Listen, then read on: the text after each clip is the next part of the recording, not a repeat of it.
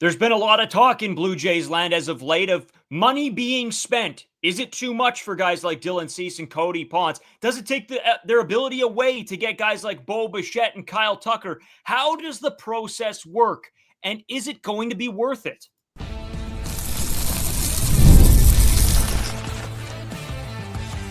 You are Locked On Blue Jays, your daily Toronto Blue Jays podcast. Part of the Locked On Podcast Network, your team every day. Welcome back to Locked On Blue Jays. We're part of the Locked On Podcast Network, now the #1 sports podcast network, your team every day. Today's episode brought to you by FanDuel. If you want to be right in the middle of the action this season, visit FanDuel.com and place your NFL live bets all season long. As always, I'm Brayden. He's Carter First. Lot to get into on this episode, so I won't waste anybody's time because I think we're covering a very big topic, and it comes down to money being spent, right? Yes, the Blue Jays have always been a higher spending team, but this season it seems like they're going balls to the wall here. So we're going to break down on how the deferral process works and how this will affect their ability to spend the rest of this offseason.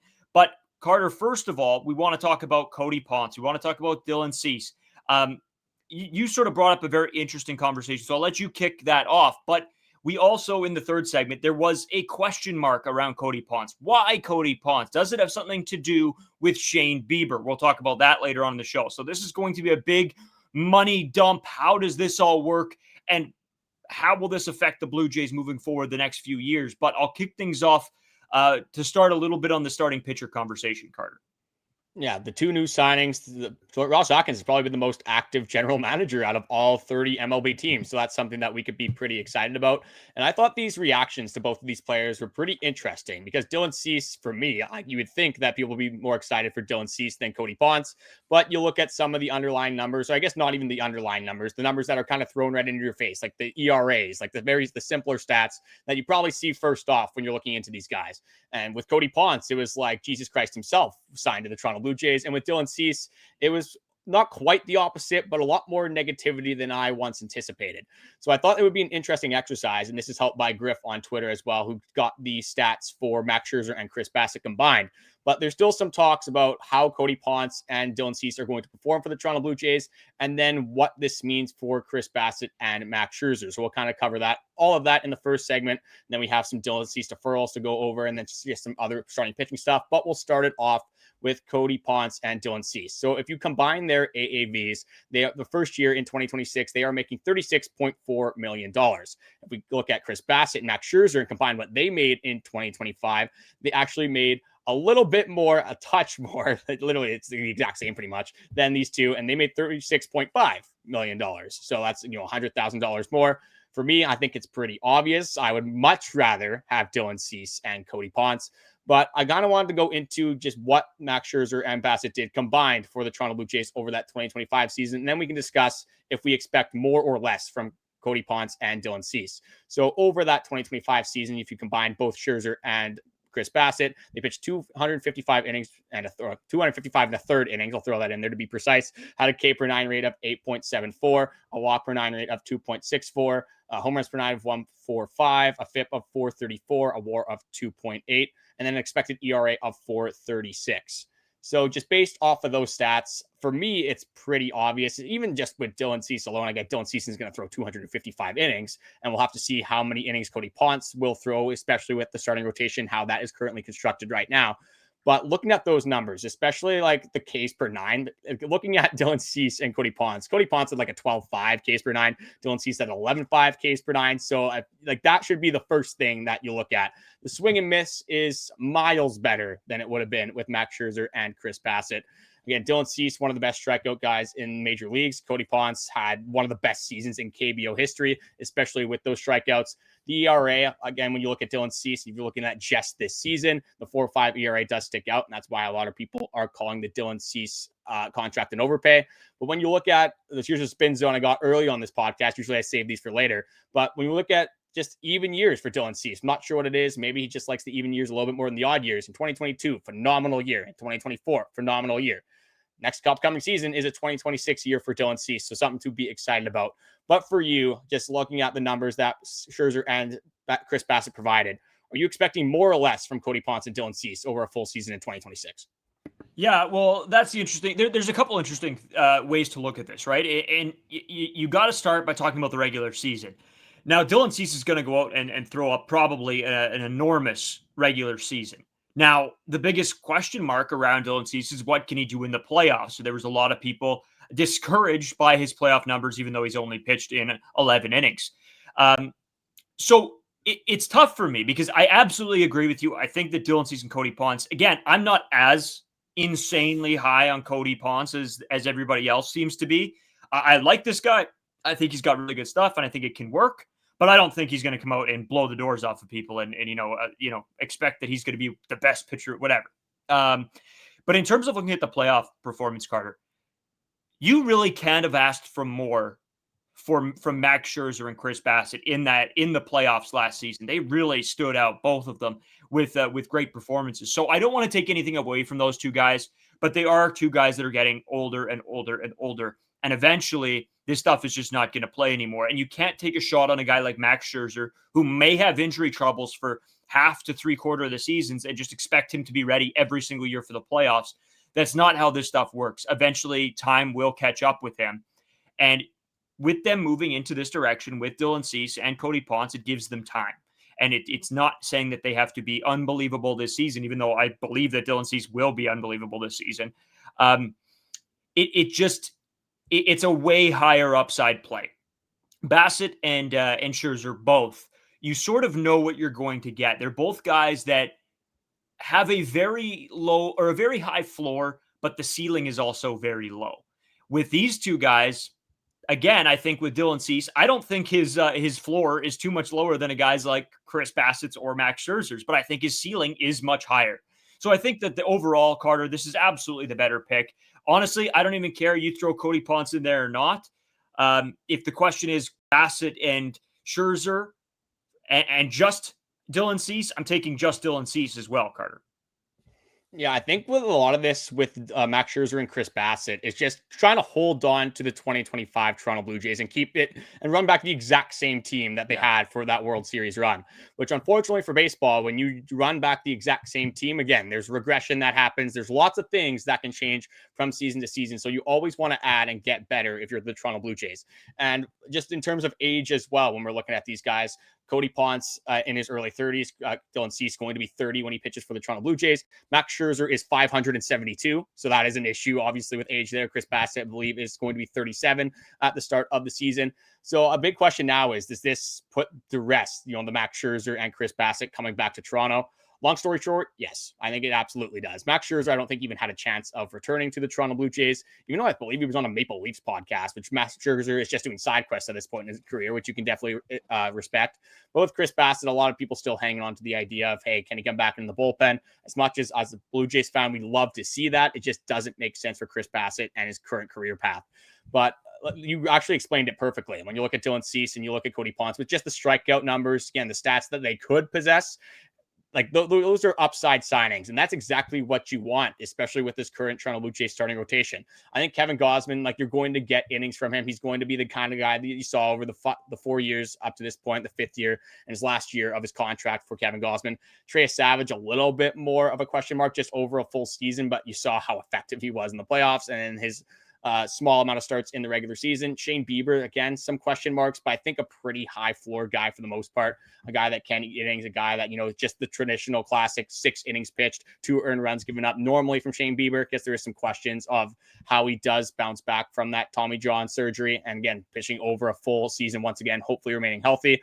But when we're looking at the playoffs specifically, would you rather have, a Max Scherzer who's a high floor guy and you're really worried about going against these, high octane offenses, or would you rather take the shot on Cody Ponce for, $10 million a year for a starting pitcher, which is pretty much chump change at this point? And then Dylan Cease, who has some of the best strikeout and swing and miss stuff that we've seen out of any MLB pitcher. So I'm going for the upside all day. You're going for that little bit extra, especially for the playoffs. And I think there's been a really big shift for the Toronto Blue Jays. And I don't know if it's, for sure warranted. It definitely, again, when you make a World Series run, you got to expect to be a good baseball team once again. But it seems like Ross Atkins and the entirety of the fan base is really planning for the playoffs at this point. which I love to see, obviously, and that's what you should be doing, especially off the last season. But this isn't like a team that's like a perennial World Series team, like the Los Angeles Dodgers. They don't even care about the 162 in the regular season. Just wait to the playoffs, no matter where they rank, no matter with their wild card, the division winner, just get to the dance. The Toronto Blue Jays aren't as surefire of a team to just be in that World Series, be in those playoffs. You still have to account for the 162 and how long and grueling of a season that is. So I understand why people might want the floor guys and want to hang on to this, how special that 2025 season was. But at this point, with the current starting rotation, especially with guys like we haven't even talked about much, Eric Lauer, who if, Cody Ponce blows up and isn't very good, you still have Jose Berrios on this team as well, which again, not very high spirits for a lot of Toronto Blue Jays fans, but you have guys that still can be effective, even if this Cody Ponce, and I don't think Dylan Cease is going to be effective. Maybe he won't be the ace caliber guy. There is, again, some concerns with some of his command issues. Again, the pitch count is typically higher, like his length going into innings, but you have other guys that can kind of pick up the slack for Dylan Cease. So I'm all in on, getting younger, obviously getting guys that are in their primes and playing some of their best baseball of their careers. Again, I know Dylan Cease had a down year, but I'm still excited that he is a part of the Toronto Blue Jays rather than going for like the older guys, the veteran guys, even though that 2025 season was very special. Yeah, it was a lot of fun. It was a lot of fun to see Max Scherzer in a Blue Jays uniform. Like I said, I think that's a memory that will always live within me, and him making those great playoff starts that he did.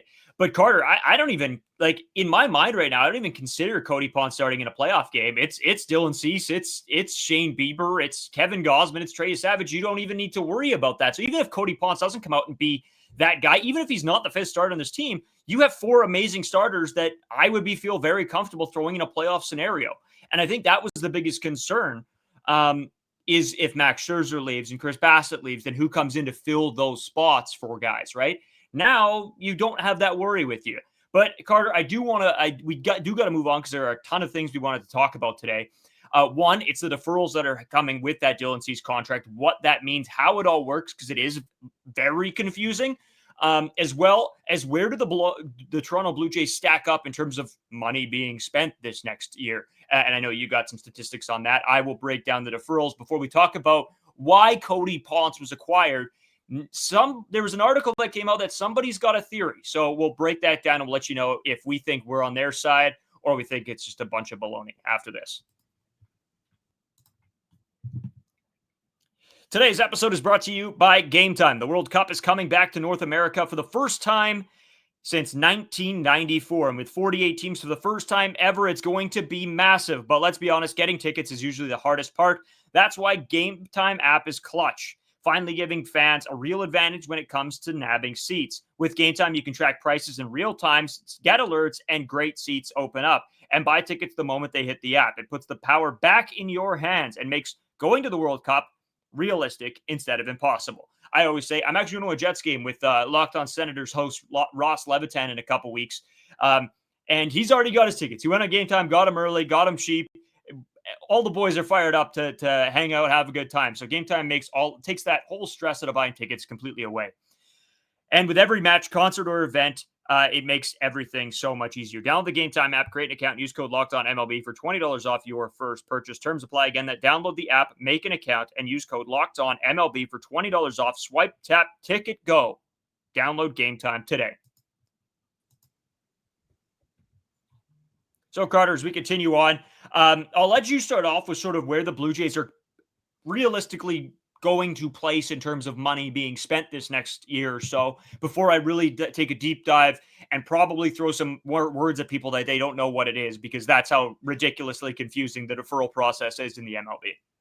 this offseason has been really funny just to see from a fan perspective, because literally every single signing, if it's not Kyle Tucker or Bo Bichette, people are going to say, oh, that this signing means the Toronto Blue Jays are out on these two guys. There's no way they're going to have enough money to sign these guys.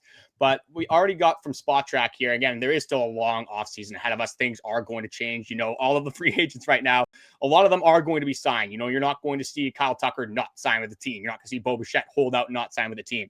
Teams will be adding, and especially these top payroll teams, because they have shown history of spending. So why, again, you're the Toronto Blue Jays, for example, and you just had a World Series run. You've shown the history of spending. You don't want to get worse. You want to continue to improve your team. And a lot of these top payroll teams are going to try to do the same thing. So with the Dylan Cease acquisition, with the Cody Ponce acquisition, this is the projected tax payrolls right now for 2026. And again, this is pretty early, but I thought it was an interesting thing to go over.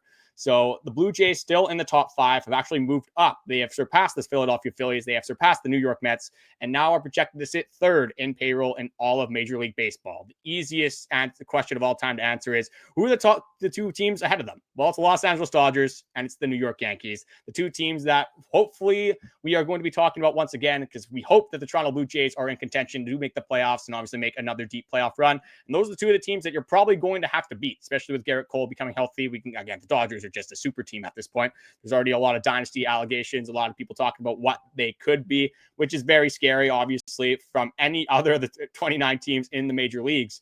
But just to see that the aggressiveness early on, to see that Ross Atkins is not sitting back and waiting like we saw last season. Again, it obviously helps making a deep playoff run and making the World Series. That's a very attractive thing, a winning baseball team for a lot of these players. But it's nice to see that Ross Atkins isn't waiting to set the market or isn't waiting for other teams to set the market. He's kind of just putting his nuts on the table and setting the market himself. So you absolutely love to see that from your general manager.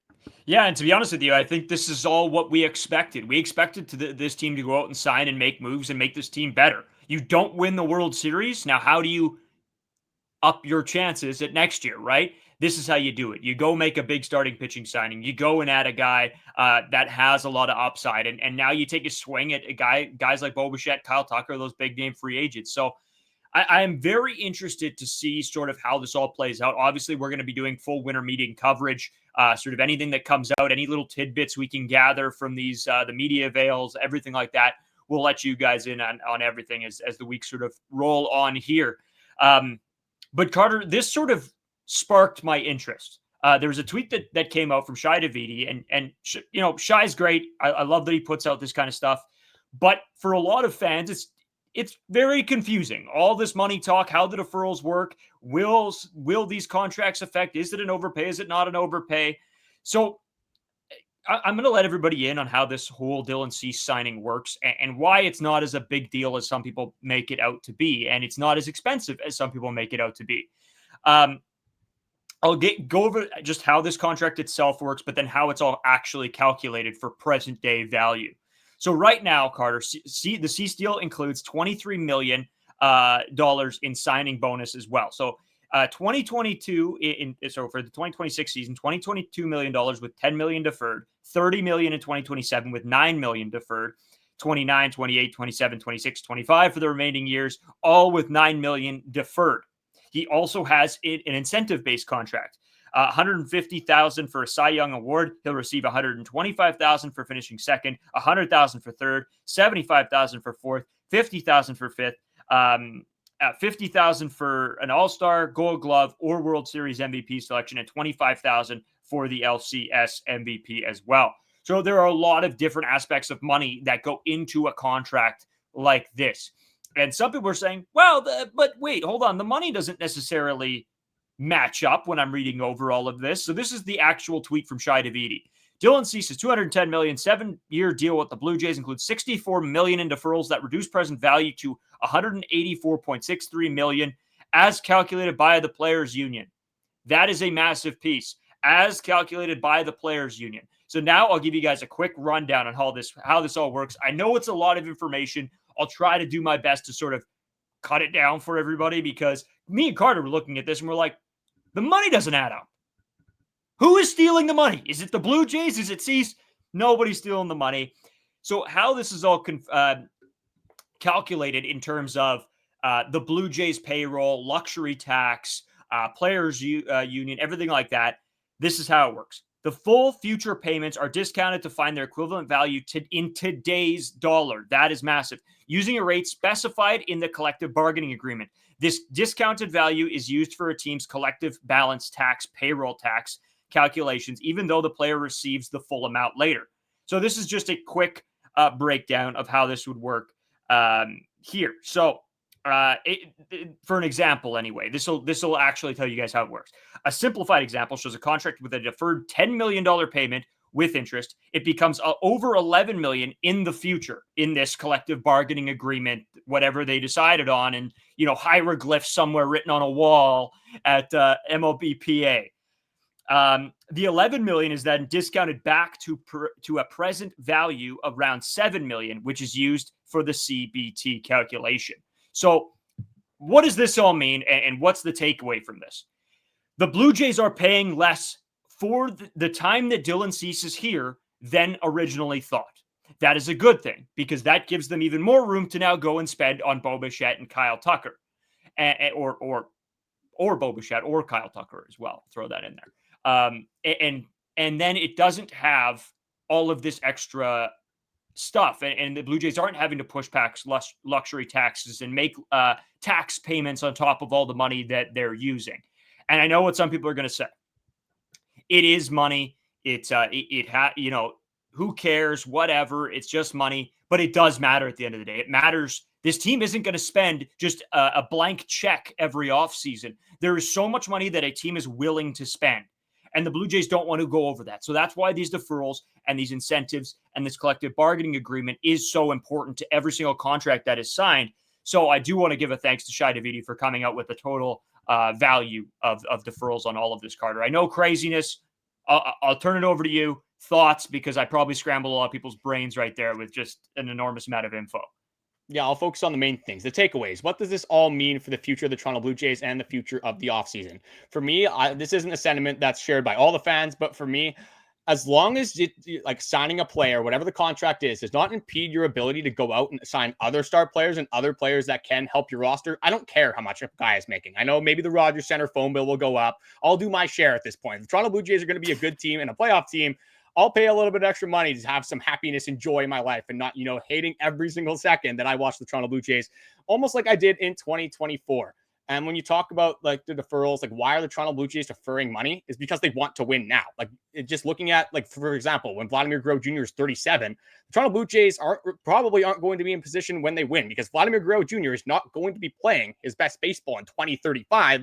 He's going to be playing his best baseball right now. And that's why maybe if you want to say the Dylan Cease contract is a little bit of an overpay, but they're trying to win right now and they're trying to go and build the best roster possible. And that's why I don't really understand why people don't like the Dylan Cease signing. Yes, maybe you complain a little bit about the money, but we've seen that the Rogers and Ross Atkins and the entire front office is serious about making a World Series contending team. And another thing is that this year we've seen from, especially in 2024, again, I know things are different because of the winning team, actually winning 94 games compared to winning 74. It's a 20 game span. But would you want the Toronto Blue Jays to sit back and let other teams go out and get their guys compared to the Toronto Blue Jays? Again, this maybe comes down to how much faith you have in the front office, which might be a conversation for another day. But wouldn't you want the front office to be excited about their guys and really want to buy in on their guys early on in the market and set the market rather than seeing, Dylan Cease go off the board, maybe a Framber Valdez go off the board, Ranger Suarez, and then what do you have left? So that is a huge thing for me as well. Like the Blue Jays are going to get their guy and they're being aggressive and a very serious contender, at least trying to be a serious contender for the following season. And then for the incentive-based things, I get it's a little bit more money, but if Dylan Cease gets these incentives, he's had a really good season for the Toronto Blue Jays. He was very effective for the Toronto Blue Jays. And if Dylan Cease has a good season, we're pretty confident that Trey Savage is going to be effective. Shane Bieber, there's some question marks, but again, a lot of people are confident about him. Kevin Gausman, now you have Cody Ponce, Jose Berrios, Eric Lauer, Ricky Tiedemann, Bowden Francis. There's a ton of pitchers on this team. Some are better than others.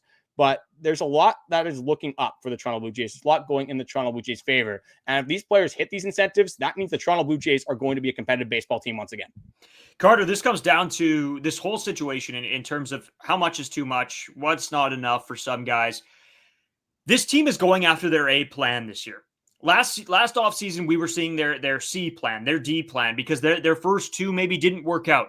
This year, they're going and getting their guys, like you said. And that's exactly what you want to see as a fan of ball clubs. You want to see them go out and make these moves and go after the best possible guys. I don't know why you wouldn't. You're going to complain that you get one of the best pitchers in baseball? Okay. Yeah, who else did you want? Maybe you wanted the lefty. I get some people wanted Framber Valdez, but he has his own issues as well. Not as much on the baseball field, but in the clubhouse. You talk about how close his clubhouse was, and then you kind of throw a guy that is a little bit of a cancer into that clubhouse. That could throw some things off. And then Ranger Suarez had a pretty big velo dip. I was a big Ranger Suarez guy. I still would have loved if he came to the Jays, but he had his own concerns as well. Pretty much everyone on the free agent market is going to have some concerns, especially on the pitching side of things. Every player is, unless they're a Judge or an Ohtani or a Soto. And at this point, like, why would we want to prey on Toronto Blue Jays players' downfalls? Why would we not want these guys to have their best seasons? And I get that you can be critical. It's the offseason. There's not much to talk about. So you're diving into every single minuscule stat. And that's kind of what we're going to cover in the third segment, is how I found out. It wasn't actually an article. It was a live stream that I wish I would have screenshotted the name. But I've just been, like, again, we're lucky and we actually got 2 signings, but I've kind of been lost in the lack of baseball games. So I'm just looking at all takes all over the place. So just, I don't understand why people try to be so negative, and maybe we're a little bit optimistic. I mean, covering the Toronto Blue Jays, like, I'm not going to go on here and say, oh my God, Dylan C sucks and that was an overpay, and Carter, why am I going to be excited about him over 7 years? We were in the thick of it doing this podcast in 2024 when this team sucked. We were the most negative people on planet Earth because it was terrible. Be negative when the negativity is warranted. That's exactly what it is. Be excited when there's exciting things happening. Be negative when things suck. That's how fan bases are. We're fans too. We love this team and we hate to watch them suck. There you go. Simple as that. Carter, but you brought it up already. What we're going to be talking about in this third segment. So just an interesting piece of info and a take, I guess. And I think I have something to dispute the whole thing, but we'll talk about it right when we come back. Today's episode is brought to you by FanDuel. You guys all know how much I love FanDuel. The last NFL Sunday that I was watching, day off, couch, bought a pizza. No, I bought wings. I didn't buy a pizza. I bought some wings, sat on the couch, ate wings all day, watched some football, won some money. I paid for my wings with the winnings I had on the day. NFL Sundays, they move so fast. One big play and suddenly everything feels different. That's exactly where live betting with FanDuel is so exciting. You're not just watching the game, you're reacting to it in real time. With FanDuel, you can place bets on action, all the action that unfolds every drive, momentum swing, every highlight. And you know what? That's something that I try to take advantage of. I don't usually bet before games. I bet during them. Okay, who's looking really good? Who isn't? And that's why FanDuel's live games parlays are my favorite thing. So if you want to be right in the middle of the action this season, visit FanDuel.com and place your NFL live bets all season long. FanDuel, the game moves fast, and so can you. All right, so I don't know the whole context of this. You wouldn't tell me before. So I'll let you throw it at me. I do have the gist of it. Is it like we're pitting Ponce against Bieber? Is that what's happening here, Carter? Yeah, it's pretty interesting to see some of the takes that are going on. I actually don't mind this take. It actually opened my eyes a little bit to like some of the concerns that you could have with the Cody Ponce signing. And this isn't related to Cody Ponce whatsoever. Cody, like, I'm not going to prey on a guy's downfall. If he's bad during the regular season, sure, like, we'll be the first ones to be critical of him. But this kind of opened my eyes to why they might have signed Cody Ponce. I think initially, like, my first thought process was, you can never have too many pitchers. Like, adding another guy that dies to the upside to hopefully make some playoff starts, and that's the end goal, is that you want, and the hope is that Cody Ponce is phenomenal, can pick up kind of where he left off in the KBO. Again, you're not expecting him to have those type of numbers, because that would be the most obvious Cy Young season of all time. That would be amazing, but I think you got to temper expectations a little bit. But this is regarding Shane Bieber, and this is what the take was regarding the Cody Ponce signing, how that might affect Shane Bieber. So a lot of people, when they saw the Cody Ponce signing, they went right to Jose Berrios, especially with the recency bias from it. Again, not really supporting the team throughout the World Series, him having some negative emotions towards the front office and John Schneider. But this take was pretty interesting. I'll kind of just sum it up. Again, I kind of dropped the ball on this one. Should have got the screenshot of the live stream. Should have given this guy a little bit more credit, but I'll do better for the next one. But pretty much what he said, I'll keep a long story short here, is he said that this isn't, the Cody Ponce signing isn't as much to affect Jose Berrios. He had more concerns about Shane Bieber coming off the Tommy John surgery and how quickly he opted into the player option, which I thought was pretty interesting, because right when that happened, we talked about the $16 million. His market value was surpassing that by multiple millions, like debatably $10 million. He could have got more on the open market over 5 years.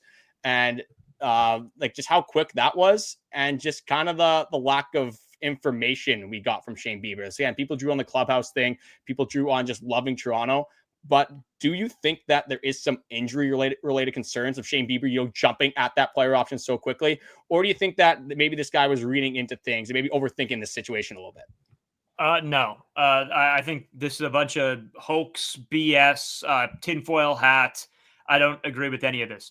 To be honest with you, this move to me more so indicates not necessarily for 2026. This is for beyond, right? This is you're going to have Kevin Gausman and Shane Bieber gone after this season. So I guess if you want to throw Shane Bieber in there, this is how you do it.